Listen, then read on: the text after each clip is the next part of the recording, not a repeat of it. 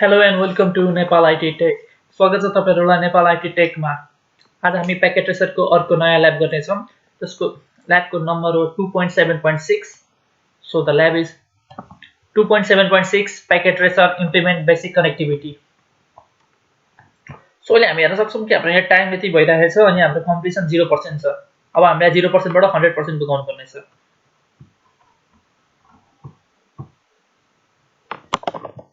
So implement basic connectivity हामीले जुन गर्नुपर्ने भनेको आज इम्प्लिमेन्ट बेसिक कनेक्टिभिटी हो। Addressing table. अब यहाँ हामीले हेर्न सक्छौं डिभाइस इन्टरफेस, आईपी एड्रेस र सबनेट मास्क। हामी सबै पछि डिटेलली नै पढ्नुपर्ने हुन्छ। सो अहिलेको लागि हेर्दै जाउँ के भनेको छ। डिभाइस हाम्रो स्विच 1, स्विच 2, PC 1 र PC 2 छ। हाम्रो चारवटा डिभाइस यहाँ छ, PC 1, PC 2, स्विच 2 र स्विच 1। इन्टरफेस VLAN 1 र NIC network interface card. Okay, इयरमा हामीले आईपी एड्रेस र सबनेट मास्क हाल्नु पर्ने छ। सो हामीले स्विच 1 मा सबनेट मास्क त सबैको एउटै नै छ यहाँ है। यो पछि हामी पढ्ने छौं सबनेट मास्क के हो भनेर र आईपी एड्रेस बारे पनि पढ्ने छौं। सो आईपी एड्रेस स्विच 1 मा यो र स्विच 2 मा यो, अनि त्यसैगरी PC 1 र PC 2 मा आईपी एड्रेस हाल्नु पर्ने छ। सो आज हामीले के गर्नुपर्ने हो भनेर अब्जेक्टिभ्समा छ हामी हेरौँ है त। Perform a basic configuration on S1 and S2। जुन अघि हामीले पढेका थियौं अर्को यो भन्दा अगाडिको ल्याबमा, त्यो सबै हामीले यहाँ गर्नुपर्ने हुन्छ किनभने त्यही हो बेसिक कन्फिगरेसन। त्यसपछि कन्फिगर द PCs, त्यसपछि configure the switch management interface background. In this activity you will first create a basic switch configuration. So basic switch configuration हामी सबैमा क्रिएट गर्छौं। Then you will implement basic connectivity by configuring IP address on switches and PCs. त्यसपछि हामीले IP एड्रेसहरु switch र PC मा हाल्ने छौं।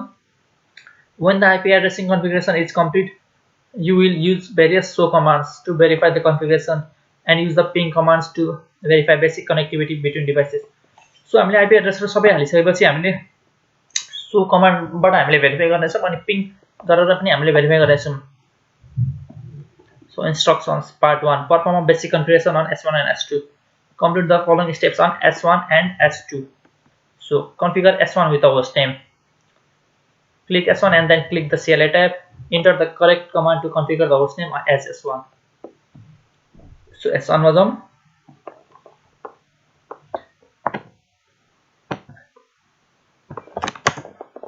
So सबसे सुरुमा हामी प्रिभिलेज मोड जाने, त्यसपछि टर्मिनल गरेर ग्लोबल मोडमा जाने। सो त्यसपछि अब हामीले होस्ट नेम S1 भयो। Configure the console and encrypted privileged EXEC mode password. Use Cisco for the console password. Use class for the privileged EXEC mode password.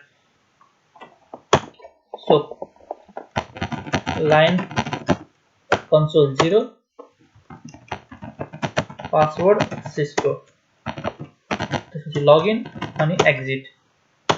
Normally गर्दा गर्दा यादै भइहाल्छ। त्यसै गरी युज क्लास भनेको छ as the privileged EXEC mode.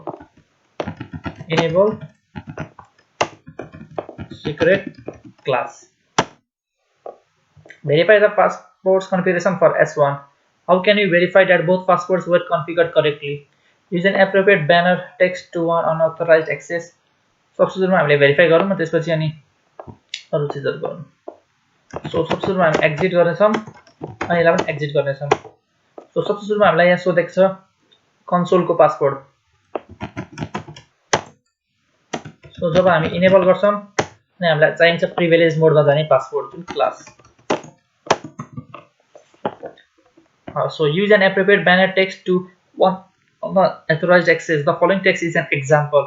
So यो हामी एक्जाम्पल हो, हामीले हाल्न सक्छौं, म जे पनि हाल्न सक्छौं। सो त्यसको लागि हामी जाने configure terminal banner motd। banner motd हामी दुईटा ह्याशट्यागको बिचमा हामी पेस्ट गर्न छौं अनि त्यसपछि इन्टर गर्दैनछौं। सो हामीले banner motd पनि हालियो। त्यसपछि अर्को छ save the configuration file to nvram, which command do you use to accomplish this step भनेको छ। सो अब हामीले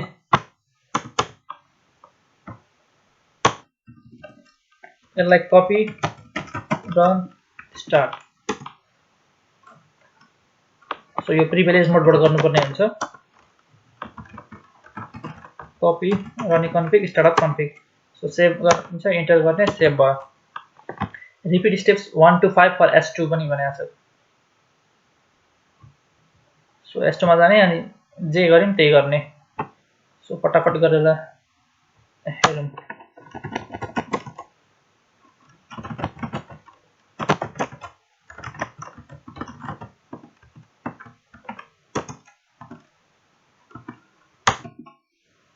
सो होस्ट नेम भयो,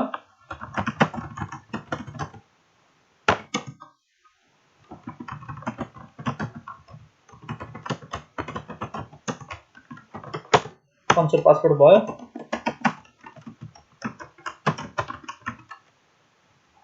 प्रिभिलेज मोड पासवर्ड भयो। त्यस्तै गरी अर्को छ ब्यानर MOTD। सो हामी यहाँ यसको ब्यानर MOTD को कुरामा अघि हामीले दुईटा ह्याशट्याग युज गरेछौँ भने अहिले दुईटा डलर युज गरेछौँ। सो हामीले जे पनि युज गर्दा हुन्छ।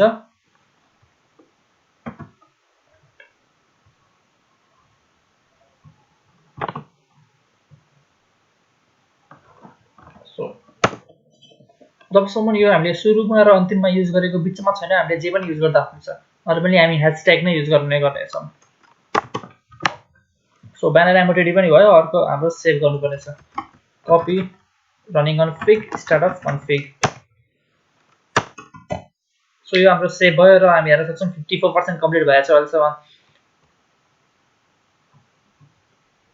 अर्को छ configure the PC। Configure PC1 and PC2 with IP address. Configure both PC with IP address भनेछ।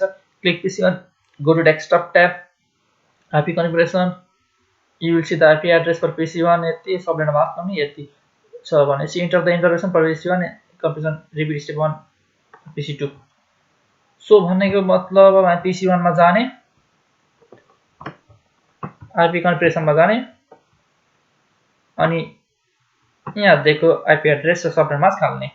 सो हाम्रो IP एड्रेस हो 192.168.1.1।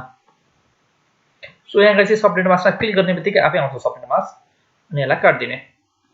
सो त्यस्तै गरी PC2 मा जाने, IP कन्फिगरेसन मा जाने अनि यहाँ हाम्रो IP एड्रेस हाल्ने 192.168.1.2।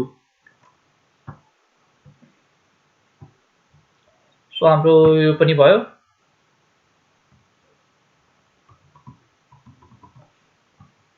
यहाँसम्म भएछ।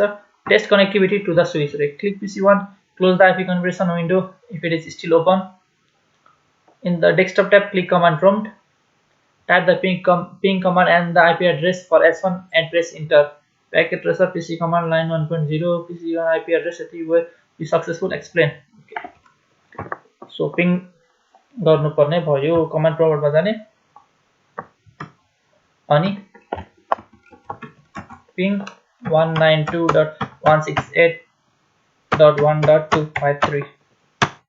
सो हामीले पिङ गर्नेछौँ अनि हेर्दैछौँ very successful explain. Of course successful त नहुनुपर्ने हो किनभने हामीले स्विचमा कन्फिगर गरेकै छैन।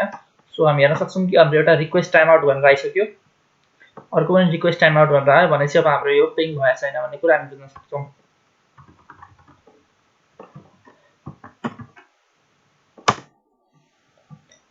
Configure the switch management interface. Configure S1 and S2 with the IP address. So switch 1 र switch 2 मा IP address हाल्ने अनि त्यसपछि पिङ हुन्छ। Switches can be used as plug and play devices. This means that they do not need to be configured for them to work. Switches forward information from one port to another based on MAC address. So switch ले चाहिँ MAC address बाट काम गर्छ। If this is the case, why would we configure it with an IP address? So यदि MAC address बाटै काम गर्छ भने हामीले IP address चाहिँ किन हाल्ने हो त?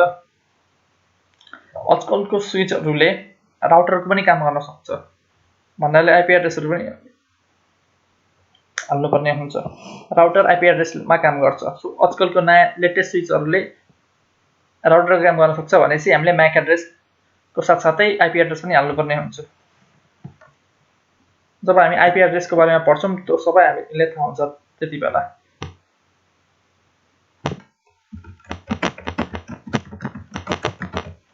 Configure terminal interface VLAN 1.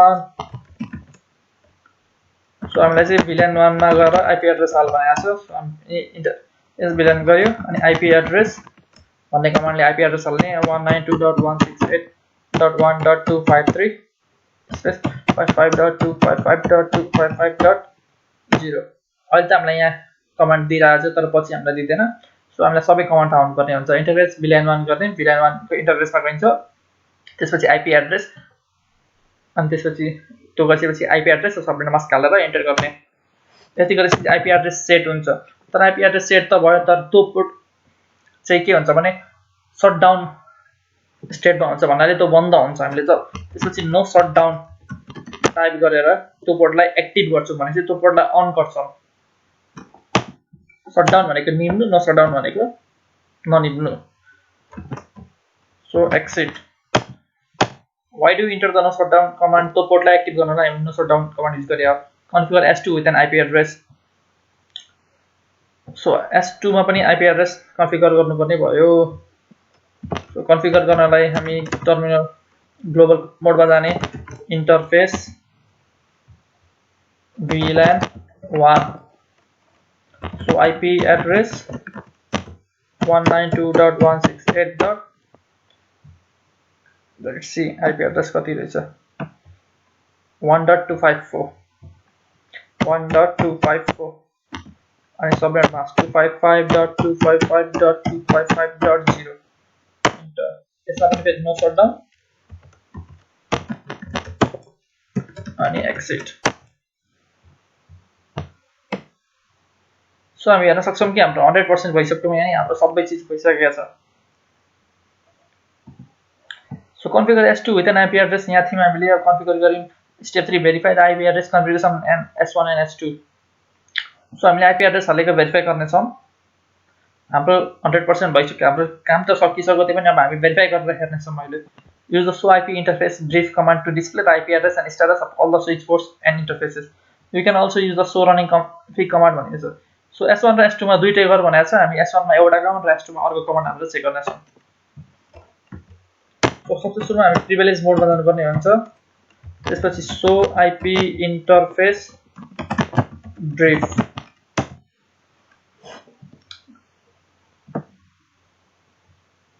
So हामीले यो गरिसकेपछि हामी हेर्न सक्छौं कि फास्ट इथरनेटहरुमा हामीले केही पनि IP एड्रेसहरु हालेको छैन केही गरेको छैन अनअसाइन्ड छ त्यसैगरी हामीले VLAN 1 गिगाबिट इथरनेटमा पनि केही छैन सो VLAN 1 को IP एड्रेसहरु 192.168.1.254 जुन हामीले सेट गरेको थियौं त्यो हामीले यहाँ हेर्न सक्छौं so so IP interface brief गरेर स्विचमा भएको सबै इन्टरफेस को IP एड्रेसहरु हेर्न सक्छौं अर्को छ S1 मा गएर सो रनिङ कन्फिगर गरेर चेक गरौँ so exit so run so यहाँ हामीले हेर्न सक्छौं कि VLAN इन्टरफेस VLAN 1 मा IP एड्रेस यति हालेको छ अनि सबनेट मास्क यहाँ छ सो हामीले सो रनिङ कन्फिगर गरेर चाहिँ सबै चीज हामीले भेरिफाई गर्न मिल्छ के अर्को छ save configuration for S1 and S2 to NVLAN so save गर्नुपर्ने भयो सेभ गर्नलाई हामी युज गर्ने छौं copy running config start of config enter so त्यस्तै गरेर स्विच 2 मा पनि हामी सेभ गर्न छौं so copy running config start of config so अर्को भन्छ verified network connectivity can be verified using the ping command it is very important that connectivity exists throughout the network corrective action must be taken if there is a failure ping S1 and S2 from PC1 and PC2 so PC1 र PC2 बाट S1 र S2 मा हेर्ने छौं click PC1 and then click the desktop tab click command prompt ping the IP address for PC2 ping IP address for S1 for S2 okay सबैमा पिङ गरेर हेर्ने छौं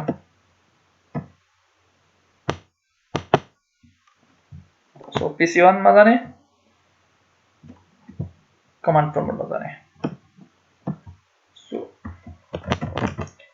ping PC1 बाट स्विच अन मा पिङ गरेर हेरौं 192.168.1.253 so हाम्रो पिङ हुँदैछ सुरुमा हाम्रो रिक्वेस्ट टाइम आउट त्यसपछि हाम्रो पिङ बाकी तीनटा पिङ सक्सेसफुली भयो सो सुरुको पिङ चाहिँ किन रिक्वेस्ट टाइम आउट भएको भनेर हामीलाई पछि थाहा हुन्छ कि जब हामीले आर को बारेमा पढ्छौँ कि अब अहिले चाहिँ हामीले यही फेरि हामीले पिङ गर्यो भने चारटै पिङ सक्सेसफुल हुन्छ कि सुरुको पिङ मात्र सक्सेस हुँदैन कि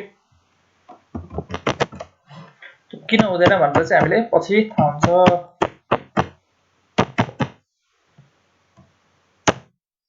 स्विच टु हामीले स्विच टुमा पनि पिङ गरेर हेरौँ सुरुमा त्यही भयो रिक्वेस्ट टाइम आउट त्यसपछि हाम्रो पिङ हुन्छ त्यस्तै गरी अब डेस्कटप 2 मा पिङ गर्नुपर्छ 192.168.1.2 सो हामी हेर्न सक्छौँ कि हाम्रो सुरुमै चारटै पिङ भयो